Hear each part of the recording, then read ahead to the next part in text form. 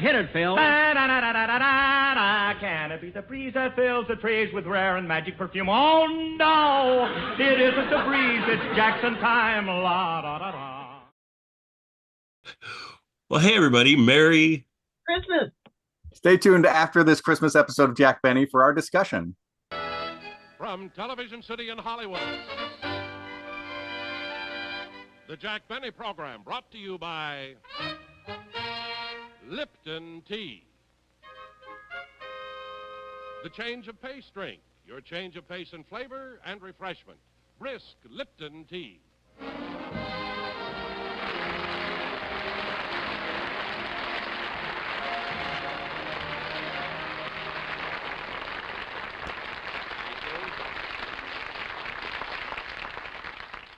Thank you. Thank you very, very much, ladies and gentlemen, and welcome to our show.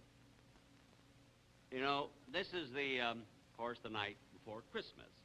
And upstairs, CBS is giving a Christmas party right now, you see, and they have mistletoe hanging all over the doorways, you know. And just my luck, as I walked in, Lassie was coming out.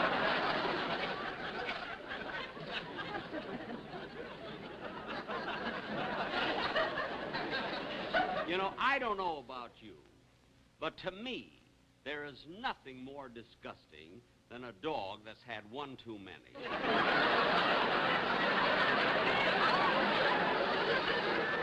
Ladies and gentlemen, you know, every Christmas or at this time, you know, I always give a party at my house. I invite the cast and the crew, and we exchange gifts. You see, we have a lot of fun. But tonight, as long as I have to be in the studio, we're going to have the party here, exchange gifts right on the stage, you see. And we're going to do it. Rochester will be here trimming the tree and everything right here on the stage. But meanwhile, I want to continue with the show now and bring out my singing star, Dennis Day.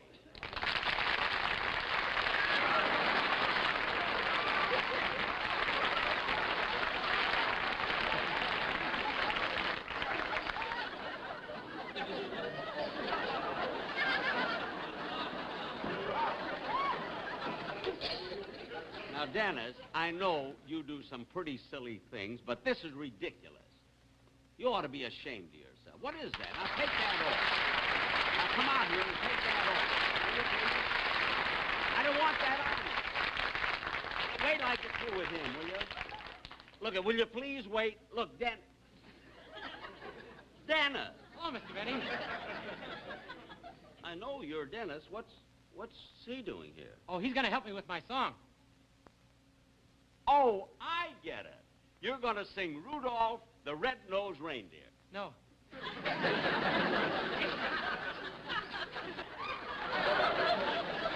to sing a Christmas song. That's right. And it has something to do with the reindeer. No. No? No.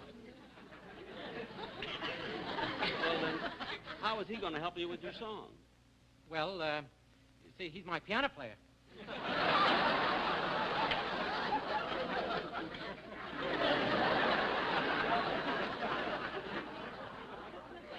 Well, if he's your piano player, I mean, why did you make him wear this? Well, I had to. Why? Because on my music it says I should be accompanied by piano and horns. Stop that!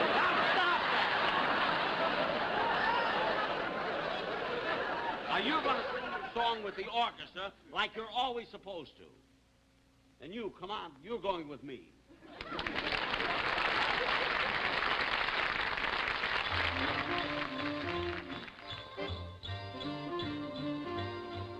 Sleigh bells ring, are you listening? In the lane, snow is glistening. A beautiful sight, we're happy tonight, walking in the winter wonderland. Gone away is the bluebird, here to stay is the new bird. He sings a love song as we go along, walking in a winter wonderland. In the meadow we can build a snowman, then pretend that he is Parson Brown. He'll say, are you married? We'll say, no, man. But you can do the job when you're in town. Later on, we'll conspire as we dream fire, to face unafraid the plans that we made, walking in a winter wonderland.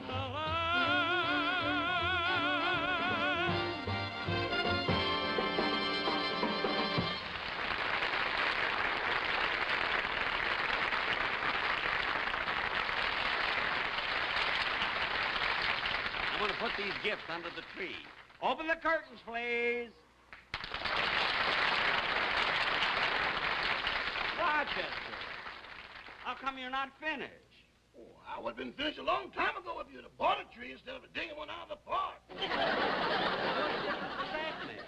Every time I try to hang an ornament, a squirrel keeps nipping at me. Stop with the jokes, will you, please? Hey, what gifts are those over there? Oh, these are the ones the boys in the orchestra are giving you. Well, why are the price tags still on? Oh, they said it would save about 6 months of arguments. Have you ever heard me complain about getting a gift that was cheaper than one that I gave? We'll never know till it happens.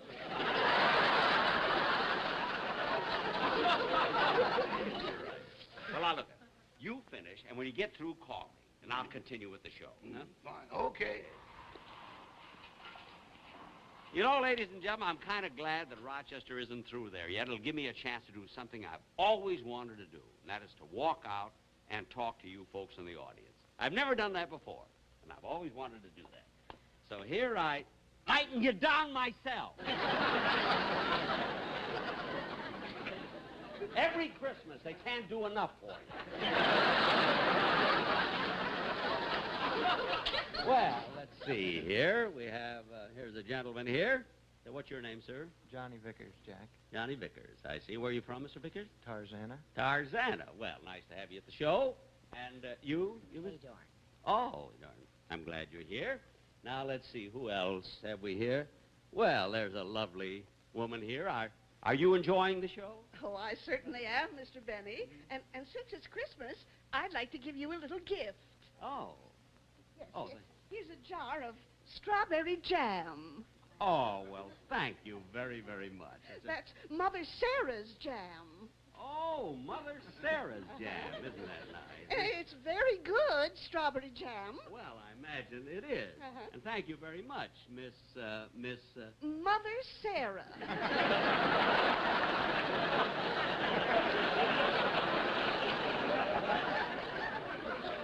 Oh, well, thank you. My jam comes in many flavors. Uh-huh. Strawberry, raspberry, orange, cherry, boysenberry, apple, and grape. I see. Thank you. You can get it at your neighborhood store. 39 cents a jar. And if your neighborhood store hasn't got it, it's a lousy store. Mother Sarah! Now, Where's the cabinet?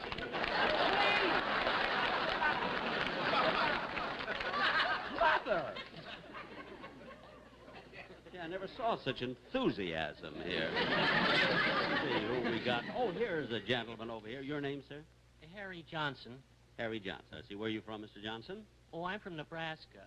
Oh. I'm spending the Christmas in California with my family. Oh, I see. Mr. Benny, Huh? I've always been a big fan of yours. I wonder if I could have your autograph. Well, certainly. Certainly. Thank you very much. I haven't any paper with me, though. Oh, well, that's all right. You can write it on here.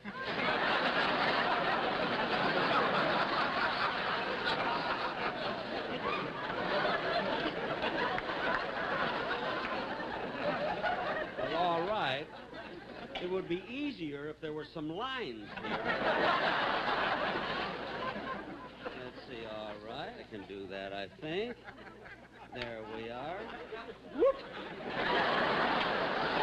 You're welcome. Very much. You're welcome.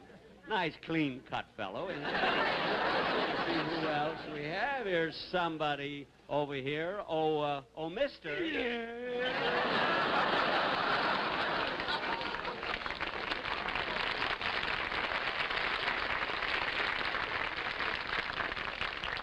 Oh, no. What's he doing here? He hates me, this fella, I think. Well, aren't you going to talk to me? Talk to you? I'm enjoying the show very much. You are? I think you're giving a wonderful performance. Look, I've been applauding till my hands are all red. That's amazing. I think you're funny. Do you really? Ooh, do I even brought my wife down to see you. I'd like to have you meet her. Oh. Oh, how do you do? How do you do? Sweet. Are you really his wife? Oh,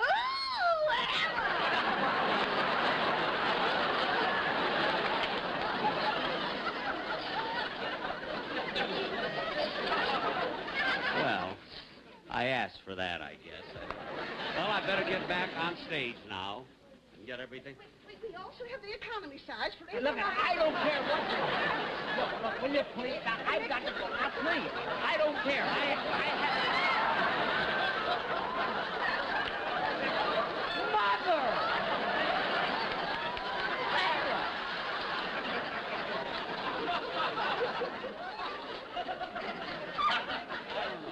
Jack Parr does this every night. Nothing like this happens.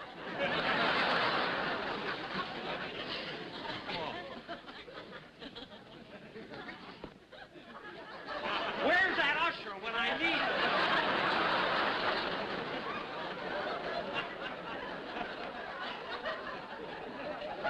Where's my Hong Kong suit? Oh, Don Wilson, come out here, will you, please?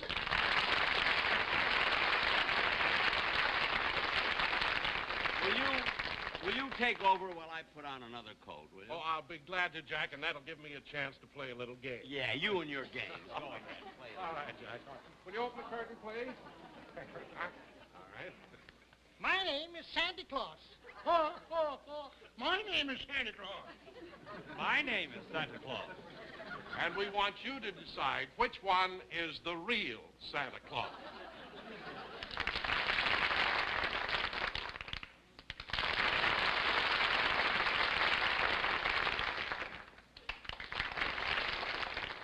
That's right, you guessed it. This one is the real Santa Claus. Yeah. Now, what do you do? I work for the Lipton Tea Company. Yes, sir. I'm the one who puts the tea in those flow-through tea bags. The tea bag that brews full-strength flavor. Yes, and every day more people are discovering that Lipton is a great change of pace and flavor. It satisfies like coffee, but refreshes you better. That's right, Don. Yes, I know. My name is Santa Claus. I live in the North Yes, Shore. yes, I know. Now, sir, what line of work do you do? I also work for Lipton Tea, Don. I see. And I came down here to say Merry Christmas to all of you from all of us at Lipton Tea. Well, thank you very much. By the way, what's your name? Joe Higgins. My name is Santa Claus. Yes, I know. But you told us that already. Yes, Santa Claus. We know that, and we want to thank you for coming down here. And we hope you didn't mind helping us out with our Lipton Tea commercial. Well, this time I didn't mind. Oh, you've done commercials before? Oh, yes. During the baseball season, they made me shave. All right. Well, thank you all very, very much. Thank you. Thank you. Enjoy brisk Lipton tea all through the season.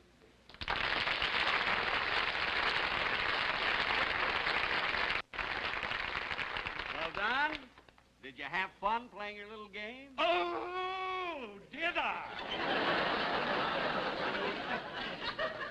All right, funny man. All right. Mr. Benny, we're all ready. Oh, good. Open the curtains then. Here, everybody. Merry Christmas, Mr. Benny. Merry Christmas. Merry Christmas. Well, all right, I'm going to start giving out presents right away to everybody. Now, let's see. Oh, here's a gift. Here's a gift from Jack Benny to my makeup man. There you are, sir. You're welcome. Now, let's see. What else have I got here? Oh, here's one to my stage manager from Jack Benny. There you are. Oh, here's a nice gift here from Jack Benny to Dennis Day. Dennis, come here. Oh, thanks, Mr. Benny. You're welcome. I've got a gift for you. You have? Uh-huh. I think you're going to like it because it's a little different. Oh, would you push that table over here, please? You know, I usually give you ties or shirts and stuff like that, but you only sell them. So this year, I thought I'd give you something a little more permanent. This isn't a gag or anything. Oh, no. Look. Oh, Dennis, that's me. Yeah, I had it specially made. It took 4 weeks. Isn't that wonderful? I got the idea in a museum. They had busts of Napoleon and George Washington, Caesar. Oh, Dennis, that's sweet. I'm so grateful. I'm going to take it right home and put it in my den. No, in the kitchen. It's a cookie jar.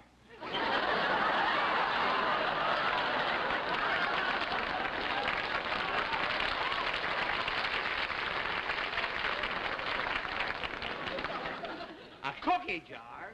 The ear is a corkscrew. I don't care what it is. I don't want... Listen, you can open bottles right here. I'm not going to open... And you can squeeze orange juice on the nose. I'm not going to squeeze any orange juice and take that thing off. Now, get off. What is that? I don't know what he's complaining about. These cookies are... Boy, are they lousy. Silly kid, that is. Now, let's see, what else have I got here? Oh, Don. Yes? Don, will you please take this gift to Frank Remley and the orchestra? I gave the other boys already their gifts. I'll be glad Oh, to, Jack. will Frank Remley be surprised? Well, how can he be surprised, Jack? You've got toilet water written all over the package. Well, look, you have to do that with Remley. You see, when he opens a package and sees a bottle, he doesn't even wait to read the label. I remember last year, I gave him a miniature ship in a bottle, and the mast stuck out of his mouth for 3 days. I know what I mean. All right, I'll give it to him. All right, you give it to him. Now let's... here it is. From Jack Benny to his script secretary. Yeah, Jeanette, Merry Christmas. And don't say thank you. That'll cost me $80. All right, I won't. You did it! Now, let's see. Oh, here is something. Ladies and gentlemen, I have a special gift here. A gift for someone special that I want to talk about. He hasn't been on my show for a long, long time since his automobile accident. And you're going to see him tonight for the first time in almost a year, Mel Blanc.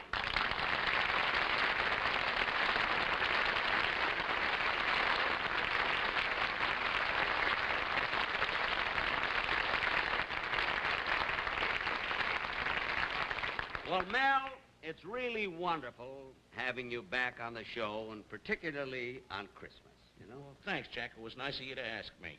Oh, yeah. And, you know, we've missed you, Mel, not only because of your talents as an entertainer and a comedian, but of your quality, being such a fine individual. You know? Well, I appreciate that. And I'm so glad you're going to be well pretty soon, and you'll be able to walk. That's just wonderful. And you know, many times we'd rehearse, and I'd think, gosh, why can't Mel Blanc be here? You know, those lovely voices that he does and those wonderful imitations. Stop gabbing and give me the gift already. I'm sorry. I'm sorry. Thank you. You know, Mel Blanc has a wonderful sense of humor. I must tell you, the night of this accident that happened on Sunset Boulevard, here he was absolutely unconscious. And they brought him to the hospital, and he would really had a bad accident, you know, and there were all these specialists working over him, you see. And as soon as he opened his eyes and he could see who they were, tell him what you said. Yeah. What's up, Doc?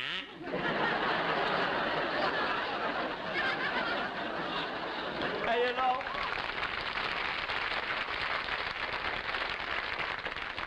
I mean, besides doing Bugs Bunny and Porky Pig and those characters, he also does a lot of characterizations on my program. For instance, he always plays the part of Professor LeBlanc, my French violin teacher. Don't you, Mel? Oui, Monsieur Benet, oui.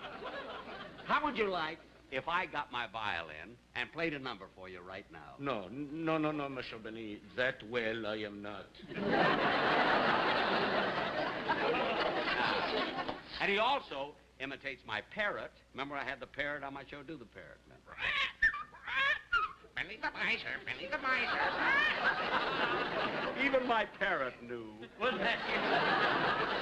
And he also played, he did the noises of the Maxwell. No, now I got to tell you something, ladies and gentlemen. This is a true story. This is really true. But during our radio, when we were on radio, I went to my writers, And I says, fellas, look, Mel Blanc can imitate anything or anybody. Let's trick him this show. Let's put in something so difficult that he will not be able to imitate it, and we won't tell him anything about it till he comes to rehearsal. So in the script, we put down for Mel to imitate an English horse.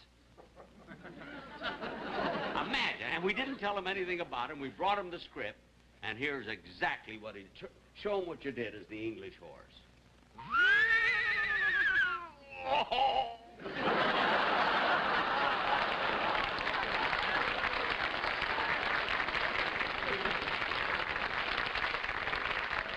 Never said a word, just did it. Oh, well, I met so many English horses like that. Listen, Mel, you know, now that you're getting along fine, you'll walk pretty soon, I'm sure that our viewers would like to know something about this accident. Now, how did it happen? Well, I was on my way down to Tijuana to do a job. Oh, a show down there? Yeah, down Where there. you were going down, oh, you went down to Mexico, huh? See? I see. And, but this accident happened on Sunset Boulevard, didn't it? See?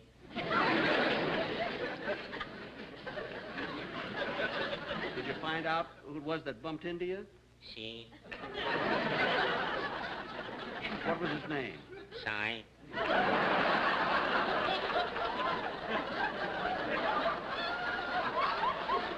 Size? See?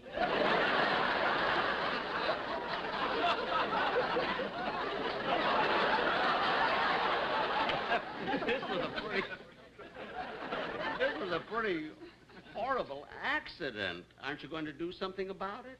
See? What are you going to do? So? You going to sue? See? Well, who are you going to sue? You. Me? See? But I didn't have anything to do with it. Did I? See? Well, if you would have had me on your show that night, I wouldn't have had to go down to Mexico. Hey, you got a case? See, I know. Well, it's nice to have you back, and I hope you'll be in a lot of Thanks, shows. Jack.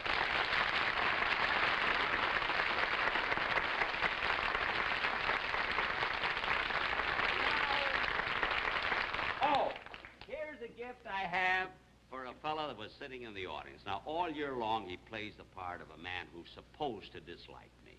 But we're really the best of friends. Frank Nelson, come on up.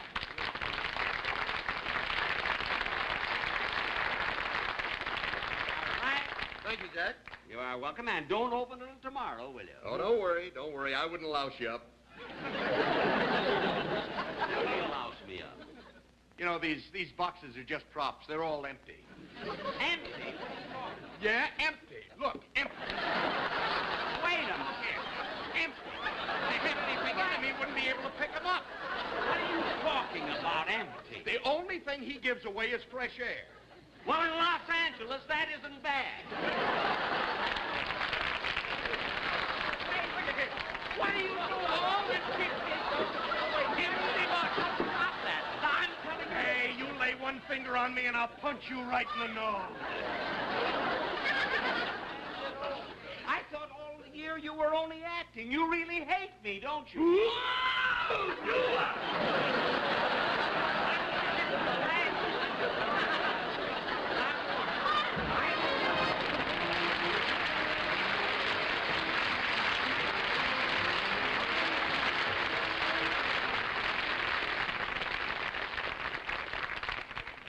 Jack will be back in just a moment, but first, here's a word from our sponsor. Mother Sarah's jams are the best on the market. Not you! My sponsor!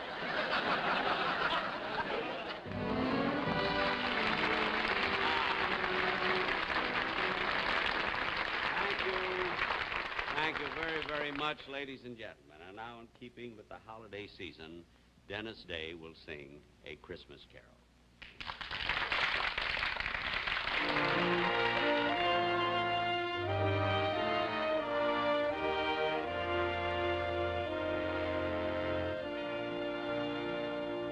Oh, come all ye faithful, joyful and triumphant.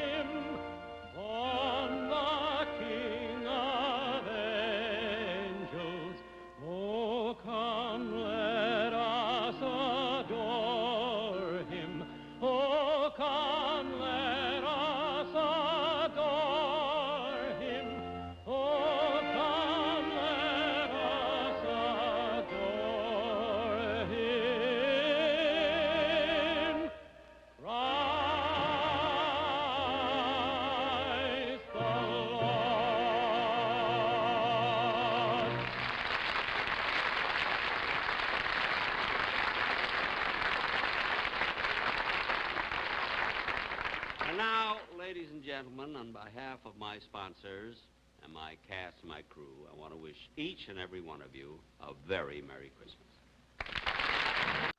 Well, hello again. This is Buck Benny speaking. We are here for a very important episode of the Jack Benny Show.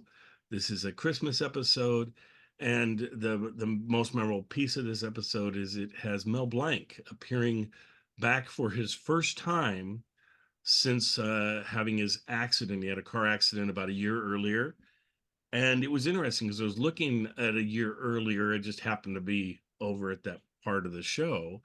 And I think he recorded the famous Christmas episode where he completely loses it. And then very soon after that, within a month or two of that, he got in the car accident. And then this is his first episode back, is another Christmas episode. So anyway, it's great to see him and everything. And he does a nice job in this. And Jack pushes him a little bit, and they do a lot of things together. So a little weird to me of how they make the seaside routine about the accident in some ways, and that was just kind of strange, but whatever. It worked with the whole soup thing, made a whole lot more sense, more than usual. So but let's pop over to let's first tell everybody who's here so that you know, in case you're listening to this audio form, you don't see everybody. But we have Terry Phillips back with us again. Hey, Terry. Hello. And Hello. we have Kathy Fuller-Seeley. Benny's a cheapskate. Benny's a cheapskate. Lovely. Oh, Ophelia, stop that. And we have Zach Eastman. Hey, Zach. Hi. We have Hope Sears. Hey, Hope. Hello. Say something, Hope, so they know you're here. Then we have John Henderson. Hey, John. Hello. All right. And did we introduce Kathy? Yeah. Hi. Yes. Yeah, we did. She said hi. She waved. Oh, maybe you just didn't ask her what she's got coming up. No, I didn't ask her what she's done. I started doing that on Terry, and then I kept asking. Kathy, I didn't. But Kathy actually has the biggest news of anybody because, and I wanted to devote part of the episode to that because what's really cool is you guys weren't watching it then because I watched it. So the version I watched of this episode was one we'd already done. And we had the intro on it, and the intro on it focused mainly on Kathy's second book that it was talking about, as the second one had just come out. It's the one where the episode, I don't know if you remember it, John, but I said the Amazon had just thrown this package on my driveway, where I drove up in my car and almost ran over the package, and then looked at it and I was like, wait a minute, that looks the size of Kathy's book. But I'm like, it can't be Kathy's book. It's not supposed to be here for another 3 or 4 days. So I opened it up, and that was, I think it was the morning of our podcast that I found it. So I just had it, ripped it open, and brought it up and showed everybody and everything. I would have loved to have shown this one, but it was going to arrive after the podcast, so I couldn't show it. But Kathy, you have volume 3 of your book, and it's already out, and that's awesome. So people can order it. Yes, I haven't seen a published copy myself. So right, but the publisher Ben says it's out. So yay! Yeah.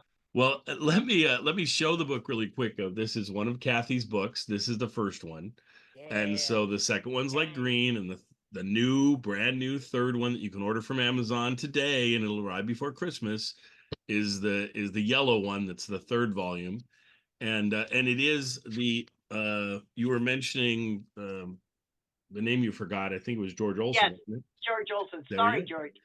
So I knew if I peeked in there, I'd be able to see it. So yeah. Kathy, if all those colors in each of the volumes are put together near a pot, does Dennis Day come fill it up with gold and lower the boom? Undoubtedly so. he will. Undoubtedly he will. And that's why you got to buy all your copies, guys. All of them. Got to buy all of them from Bear Manor Media. There you go. Ben, the publisher, is making group deals. He'll give a special discount if you buy all 3. It's called the Eugene McNulty special. There you go. That's awesome. And it's supposed to arrive before Christmas if you order it like today, guys. So this this will be another one of those. We're recording this on Saturday. Sunday, I'll be releasing it, so they'll be able to see it and order that in plenty of time. It's yellow this time. The first one was blue, and the second one was green. This one's yellow. Kathy, just give us another quick shot of what makes this one interesting or different from the previous ones. Well, this one is covers the most tumultuous and challenging period Jack Benny, I think, ever faced in his entire career until he got fired by the folks at CBS. Canada Dry, his sponsor, and the advertising agency pulled the rug out from under him, took control of the program, arbitrarily moved him to a different network, which was CBS at the time, because they wanted to be have more stations in the areas in which they actually sold their soda pop. And to do that, they had to have loose the whole cast except for Mary. They lost the orchestra, the announcers, and Ethel Chute and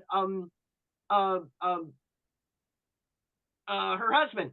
Yes. The band leader, whose name will occur to me. But nevertheless, they have to go to New Orleans, of all places, to catch up with their new band leader. And then, after about 3 weeks, it sounds like, they dropped the other shoe, and they said, "We hate your comedy." This is the sponsor and the ad agency. "We don't like your comedy, so we're going to enforce a new narrative. You're going to be the a producer of a Broadway show. And we're hiring new writers and and one who's also going to be a performer, Sid Silvers. And he's going to be your stooge. He's going to be the guy who comes on and argues with you in a comic way." And so it was horrible. Total control of the show was taken away from Jack, Mary, and their writer, Harry Kahn. And the minute they got back to New York, they they had a big showdown at the sponsors' offices, and they said, either you give us back our show or we'll quit. And the sponsor backed down, but and so after only about 4 or 5 episodes, Sid Silvers and the new narrative is gone. But their other shoe to drop was that they canceled the show when its next 13-week period was up. And so Jack was the first of the canceled comedians. Not in the today we talk about canceled performers for doing something bad. This was he was canceled because he dared talk back to the sponsor, and it was very humiliating to him, very challenging. The trades, Variety said, "Oh, no one will take a used comedian." And it'll be years till he can get on radio again because everybody so associates him with Canada Dry, with all the funny commercials he had made. And it was so what, months or weeks before he got back, I think? Well, no. Actually, it was only about 3 or 4 weeks. They got to go to Miami Beach and sun themselves. Another disaster happened, which was Al Jolson, the very temperamental singer, abandoned. He walked away from his show with Chevrolet. He was the highest paid radio talent.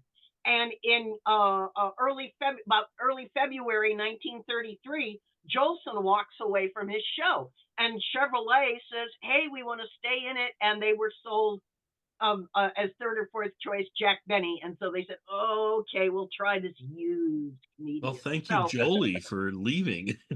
Right, it's space for Jack.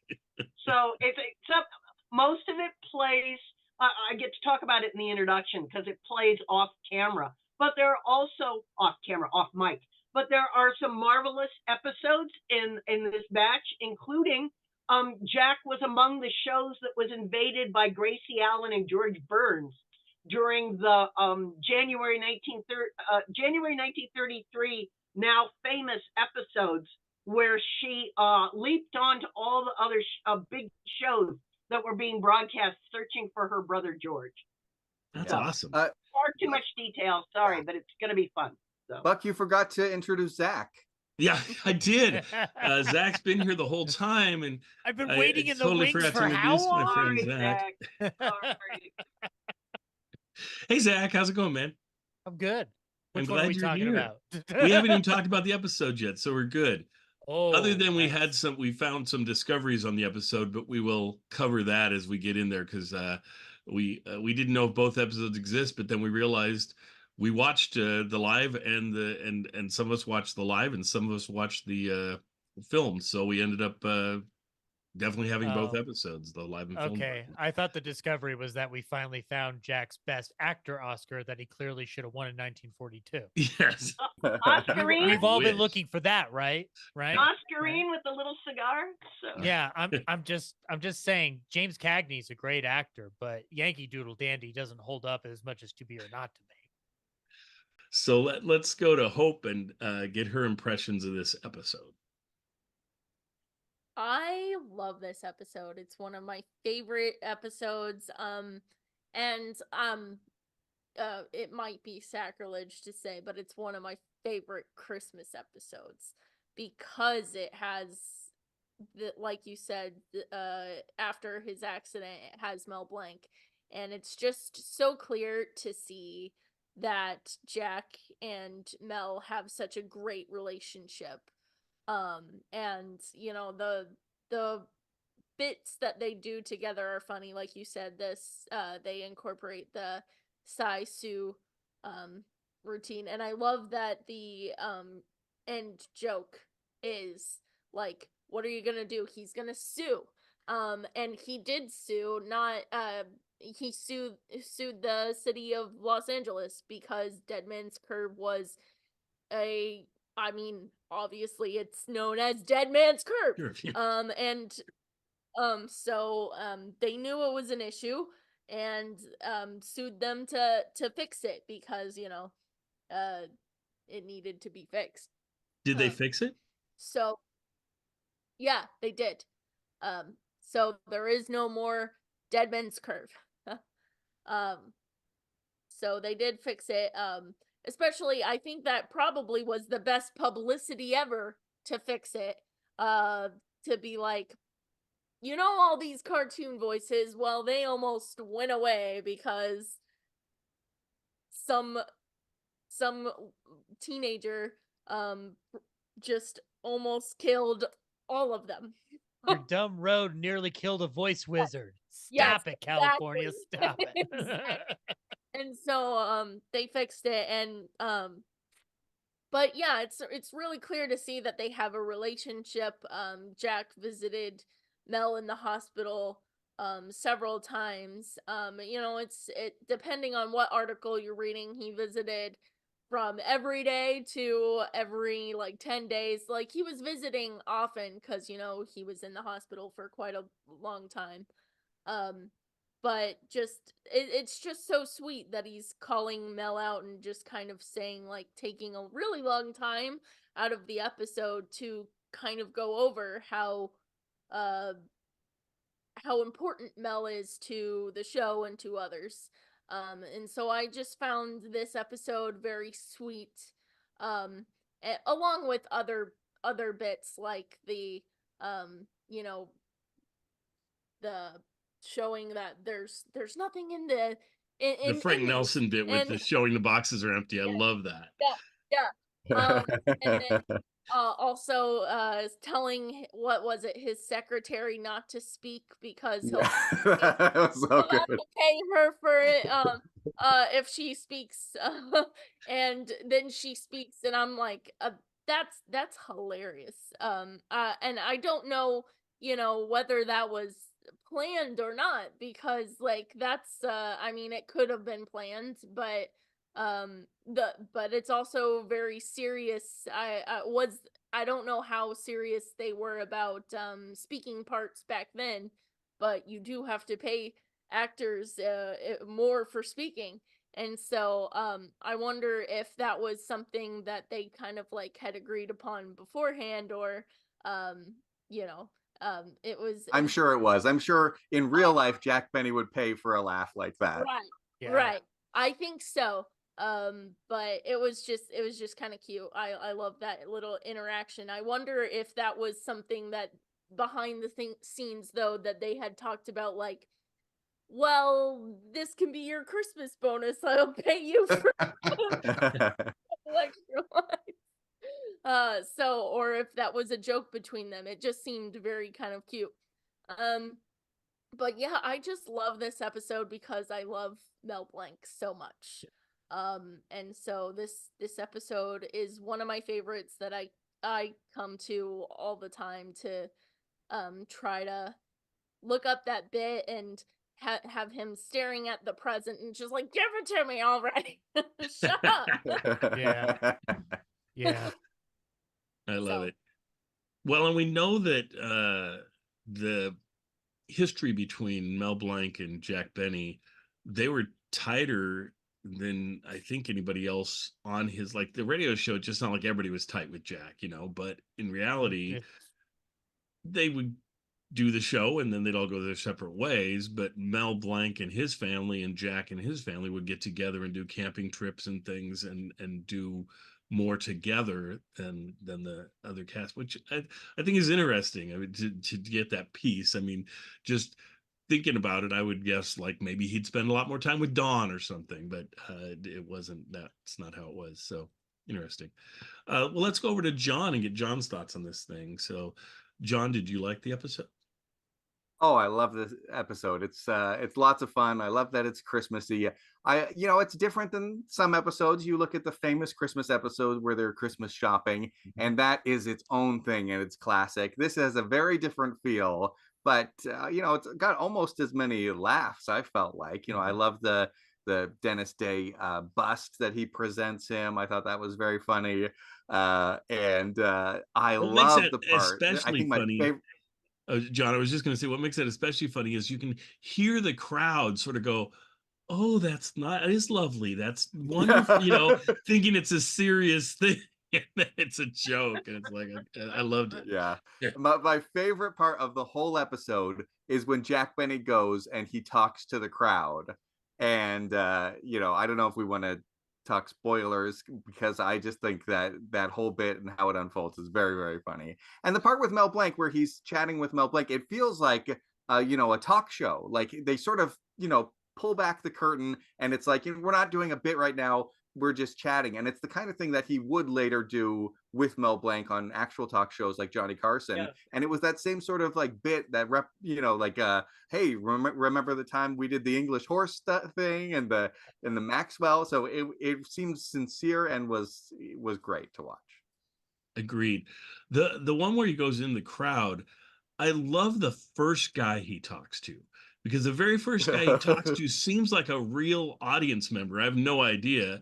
Yeah. But the guy, you could tell he like said his name and then Jack moves on and the guy looks like, "Oh, I wanted to say more. I had something to say to you." And you could just see it on the guy's face. He's like, he's on the verge of saying it and then Jack moves away. It's like, okay. But most of them, I mean, you could definitely tell the plants, but there might have been some real people mixed in. I don't know. But or extras that were hoping to get a couple lines in besides just their name. Yeah. That's a great point. I love the audience member who tries to turn around when Jack is talking to Frank Nelson, and you got this guy going, "Damn it, what's going on? I want to see." So. That's great. Anything else, John, stood out for you on that one, or? That was there's a couple of references that I'm sure Terry may expand on. He probably knows more than I do. But Jack references Jack Parr. So Jack Parr must have done an audience thing. There's no question. Terry knows more than you do. It's just, yeah, that's just we take that for granted, but it is. And the other thing is the to tell the truth reference. They had a TV show where there were three people and two of them were pretending to be the person and the third person was the real person, and the panel had to guess who the real person was. And so that was a fun reference there. Yep. Zach, what were your thoughts on this one?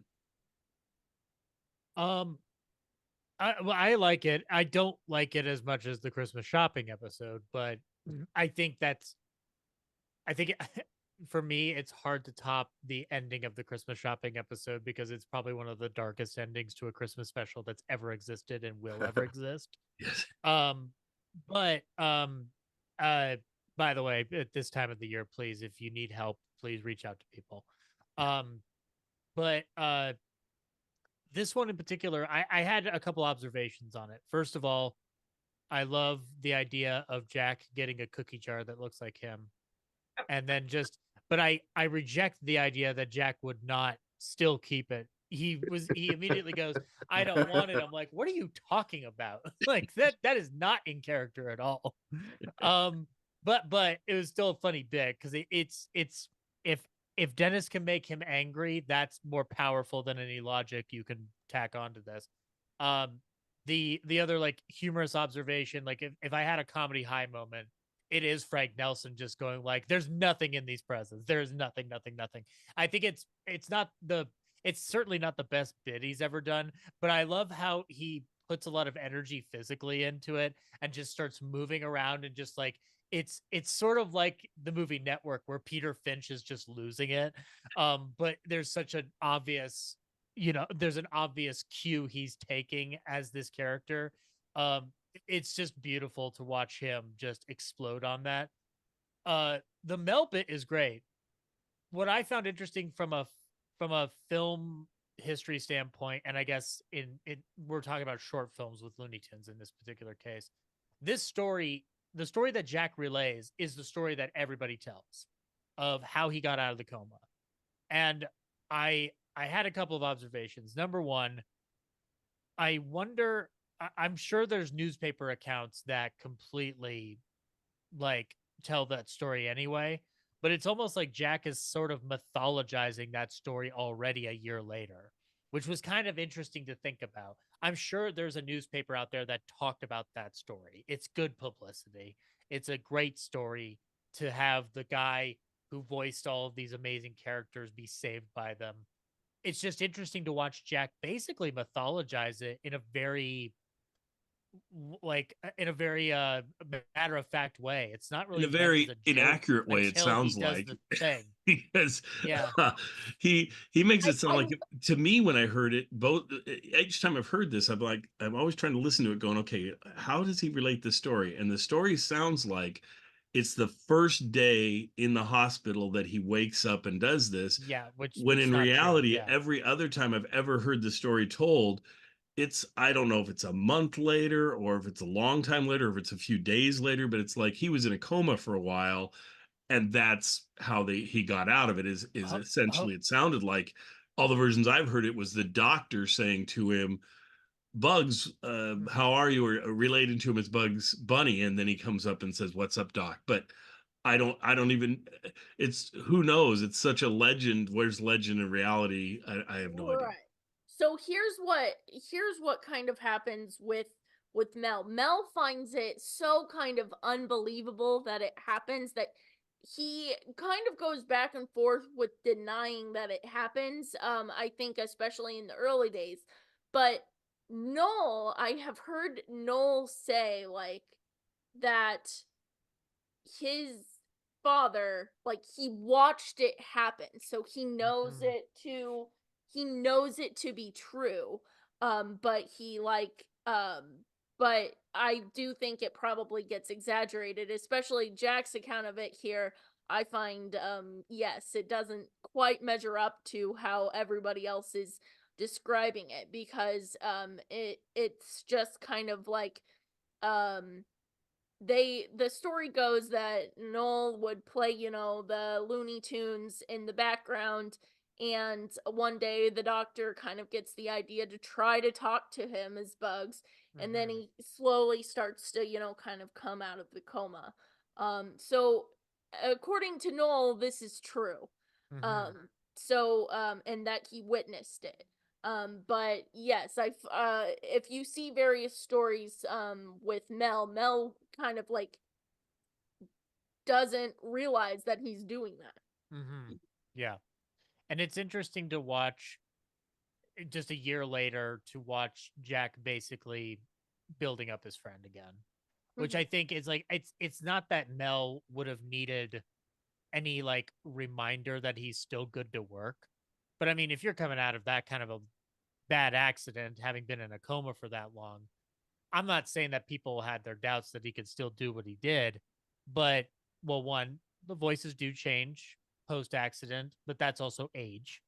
But I find it interesting that even amid that, like, even if he didn't need it, Jack is almost basically showcasing him to be like, he is back, and he's going to keep going, which I feel is the best testament to their friendship that I think you could ever ask for. Really, it would be like if Frank Remley got in the accident and he did the exact same thing. Like, and it's a testament to Jack's generosity, not just as a great audience, but as a good friend, which I think is like, in a lot of ways, it's like the perfect Christmas theme that could have ever been put in there.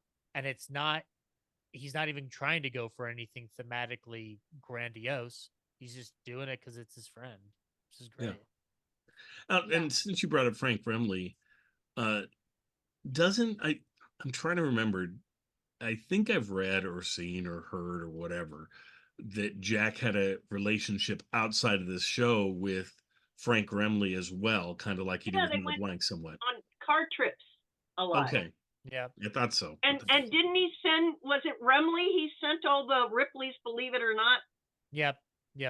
cartoons. I'm going to get to go see those in March. I'm going to Boston, cool. and I'm going to go look at that collection. Nice. Very nice. Well, Kathy, what were your thoughts on the episode? Well, I had never seen it before. So in the same way that I have to thank you and the group for introducing me to so many of these fabulous things. And I said, all the years I was researching the radio book, I determinedly did not watch any of the television shows just to try and keep my focus, on radio. But it was delightful. Zach, you've made a marvelous point about the lovely sentimental bit. It's filled with so many interesting moments. It's kind of like a really interesting combination of filmed and live performance, because so much of it isn't scripted tightly the way that, say, the filmed version that we were just talking about the Edgar Bergen, Francis Bergen episode. So it has this lovely sort of live or improvisational, loose feel to it. And I love the little details, such as the fact that Frank Nelson isn't using his character. He drops back to normal voice when he's saying, "Look at these packages," and so I love to get to hear Frank in his non-"Woo, am I?" voice. I love the fact that one of the Santas during the commercial was Sam Hearn, who's been working with Jack Benny since 1934. And that the fact that Sam Hearn had to read his script from inside his hat, it made a wonderful throwback of toupee jokes. So that makes sort of three things under the hat, things that are kind of hidden on top of your head aspect to it. And I was curious who the other people on stage were. Were they actual members of the cast, or were they just hired to stand there? And I was a little sorry that Rochester didn't get a present on film. So yeah. Well, we're all disappointed about that anytime that happens. Did Rochester do much? Did he have much of a role in this? I didn't even know he was in the episode, and then all of a sudden he's there in the group shot. He was in it twice. He was in it at the very early stage when Jack was talking about the tree. Oh yeah. He's by the tree. That's then when he came back, he pulled the curtain back and said, "Okay, we're ready now." No, it's not that he had no screen time. He just didn't get a present. Yeah, which is consistent with his relationship with Jack Benny. Yep. He doesn't pay him. Why would he give him a present?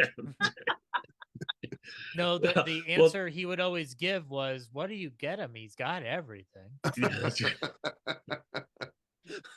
Or where do you get him? He's got nothing. Terry, what were your thoughts on this one, and did you notice anything you wanted to point out to us? Well, John said everything I was going to say, so I beat you to it. There were a couple of other cast members I wanted to point to. The actor who played the announcer in the Three Santas set, who said he was from what company? Who was the sponsor? Lipton Tea. Lipton Tea. He said he worked for Lipton Tea. That actor was Win Elliott, who was a sportscaster, and so that's why he had a big announcer voice. Yeah. I don't remember if he did any other Jack Benny episodes, but that's who that was. And the guy who played the Santa in the middle was was Dick Elliott, no relation to Sam Elliott. Dick spelled it with 2 T's, and actually Win Elliott's Elliott was his middle name. But Dick Elliott did tons and tons and tons of TV. He was a regular on the Andy Griffith Show. He played the mayor, and then when he died, he was replaced by Parley Bear. But I think he was on just a bunch of other television programs, and he had that roly-poly physique, which is why he was perfect for Santa Claus. That kind of thing, yeah. What I'd really like to know is the name of the actor who played the guy on whose head Jack signs autograph. Jack I looked and signs. looked and looked. Oh yeah. I just couldn't find out who that was. Yeah. That's all I have. But it was really terrific. Well, let me set up a little mystery that I'm sure you can solve, because I think you've referenced this before. So they're talking about Liptons and stuff like that, and then they ask Santa if there's anything else that he's ever, any other commercials that he's done, and he says in the baseball season they have me shave. What does that mean? Oh, right. That's because Gillette was a frequent sponsor of sports, particularly of baseball, and so you frequently had baseball players shaving with a Gillette razor. See, I knew you would know the answer. Look sharp with Gillette blue blades. Look sharp, feel sharp, be sharp. The 3 notes. That's good. We've had singing in both our reviews of the episodes. This is great. By the way, they'll be singing in the upcoming episode of Imaginaire Theater. Oh, really? Oh, wow. So you're gonna have me on there doing the Do So song? Is that? Well, we're talking to your we're people talks. right now. We're in talks that will somehow fall through yet again. We're so close to a deal, but no, not quite. Maybe next season, Daryl. It's just a big dolphin sitting across from Terry smoking a cigar. Well, he did have a dolphin in one of his episodes, so he could have used Do So then. I don't think it would work, but yeah. No dolphins were harmed in that episode. Oh, no. That's good. They all left and said so long. Yeah, my dolphin puppet always looked mad at me when I had my hand up his back, or whatever. Yeah, just he didn't look comfortable. I'm curious, did you use that dolphin puppet on purpose? Whoa. What a bing. Hang up on him. That's Hang up awesome. on him. And with that, we're out of here. What are you, Chico Marx? What the heck? Well, and I don't know, we'll pop around one more time and see if anybody has anything else to share, but I just want to share a Merry Christmas to everybody. I hope you enjoy this just wonderful. If anything, this episode is the episode that catches a little bit of the heart of Jack Benny and the cast, and you can just feel the affection and caring that they have for each other, and that's really nice. And I love that.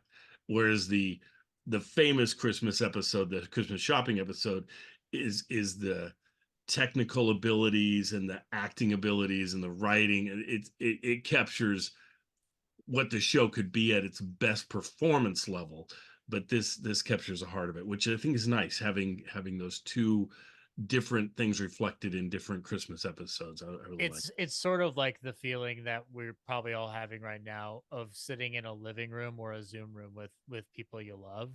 Yeah. And I think that's the strongest vibe it gives out, which is in many cases that could be stronger than any tightly scripted program will ever give you. So that's true. Thank you, Zach. And that's true I am just so impressed that Zach's kind of new with us the last couple years, which is great. And we love having Zach. And I'm just so enamored. You're going to fire me, aren't you? No, I'm just so enamored that we continue to have Terry show up whenever he can. And I love that. And the fact that John and Kathy have done so many of these with me. And I just love that we keep doing these. So I just want to thank all of you and hope you all have a great Christmas and everything. Well, now for something very special, Kathy, what do we have now? We've got a trailer for our upcoming episode. Wow. John, do you like trailers? Ooh, do I? All right, let's see it. To market we must go, to market we must go. High though the prices be, to market we must go. Christmas shopping, counter hopping, running here and there.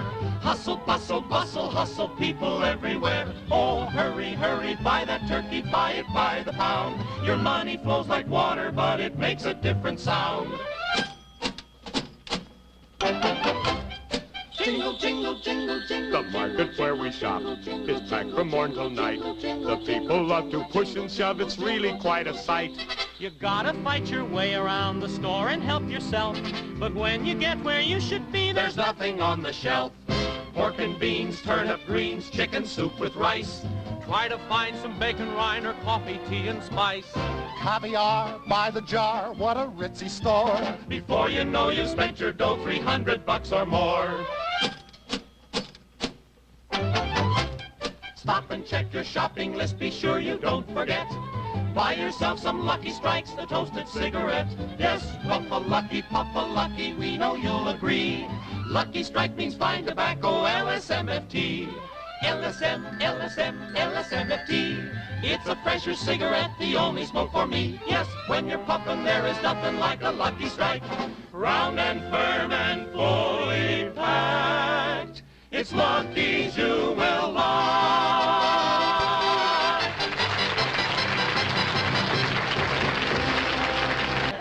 Gotta go to the meat department, I know that. Bud.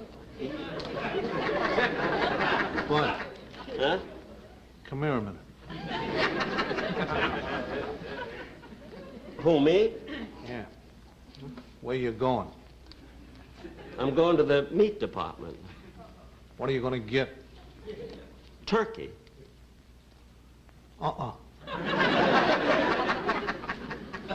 What? Get a rabbit. A rabbit? Turkey may look good at the start, but the first thing you know, its legs are gone. Well, I don't know. I had turkey at Mike Lyman's restaurant on Thanksgiving, and turkey was very popular. Maybe so, but rabbit was the favorite in the Derby. Well, are you sure? Well, certainly. Just look at the selections. Rabbit is first choice. Who picks him? Chef Milani. Well, I'm sorry, but I'm still going to get a turkey. Why? Come here a minute.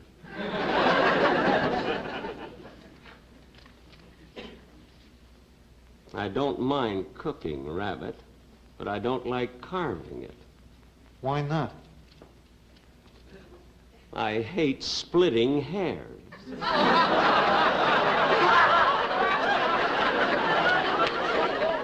I'm going to get a turkey.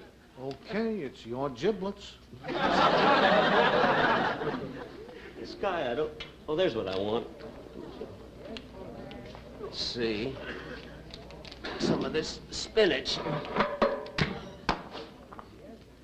Let's see, I think the cans are half price when they're dented.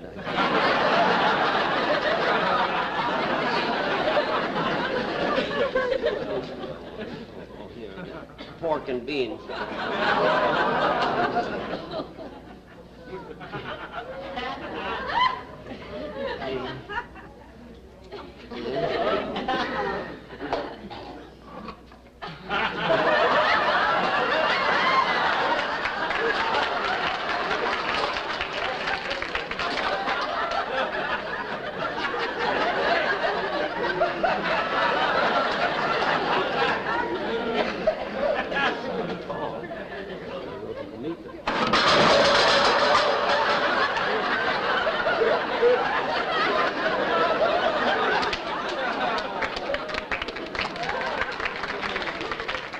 This I don't understand at all.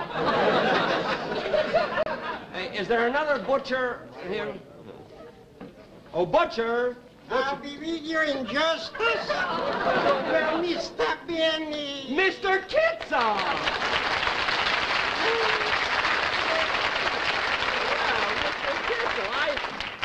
I didn't didn't know you were working in the meat department here. I'm only helping out during the Yuletide festivities. Oh, I see.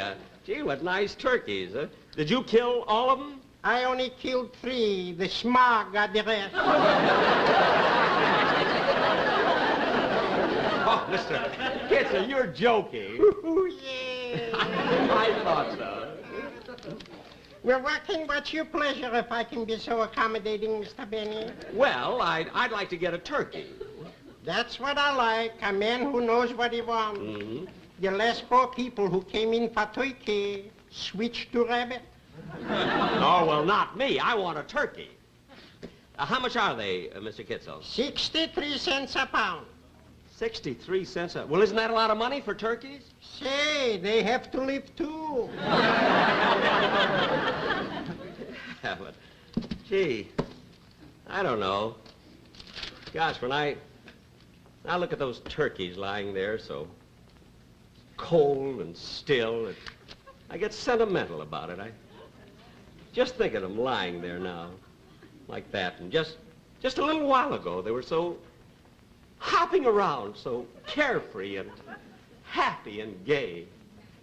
Gee, how old were they when they were killed? Huh? About 10 months. Didn't even have a chance to enjoy life. God, I feel terrible. You'd feel a lot worse if they were 73 cents a pound. You keep out of this. Now, I've had just about enough of you, and don't bother me. Oh, all right. You're so crabby when you spend money. You know,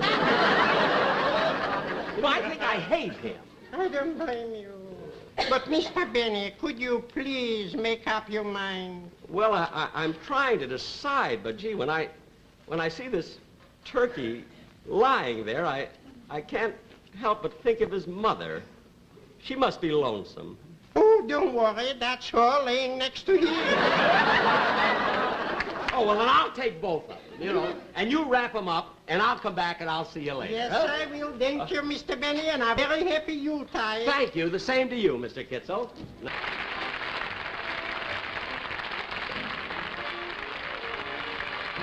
Also seen on tonight's program are Jessamine Fax, Ray Erlenborn, Mary Lansing, Sam Hearn, Dick Elliott, and Orville Shirley.